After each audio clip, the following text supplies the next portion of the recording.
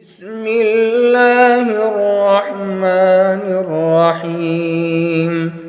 قالوا ادع لنا ربك يبين لنا ما هي إن البقرة شابه علينا وإنا إن شاء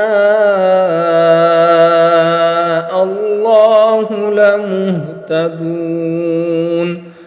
قال إنه يقول إنها بقرة لا ذلول تثير الأرض ولا تسقي الحرث مسلمة لا شية فيها. قالوا الآن جئت بالحق فذبحوها وما كادوا يفعلون. وإذ قتلتم نفسا فادارأتم فيها والله مخرج ما كنتم تكتمون. فقلنا اضربوه ببعضها كذلك يحيي الله موتى ويريكم آياته لعلكم تعقلون. ثم قست قلوبكم من بعد ذلك فهي كالحجارة أو أشد قسوة. وإن من الحجارة لما يتفجر منه الأنهار وإن منها لما يشقق فيخرج منه الماء وإن منها لما يهبط من خشية الله وما الله بغافل عما تعملون. अब आप भी पढ़ लीजिए. قالوا ادع لنا ربك يبين لنا ما هي إن البقرة تشابه علينا وإنا إن شاء الله لمهتدون.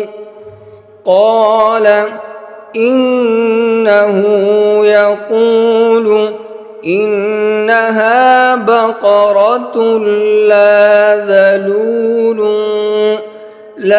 ذلول تثير الأرض ولا تسقي الحرث مسلمة لا شية فيها. قالوا الآن جئت بالحق فذبحوها وما كادوا يفعلون. وإذ قتلتم نفسا فادارأتم فيها والله مخرج ما كنتم تكتمون.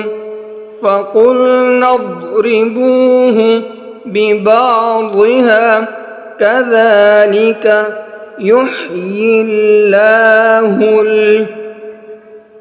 الموتى ويريكم آياته لعلكم تعقلون.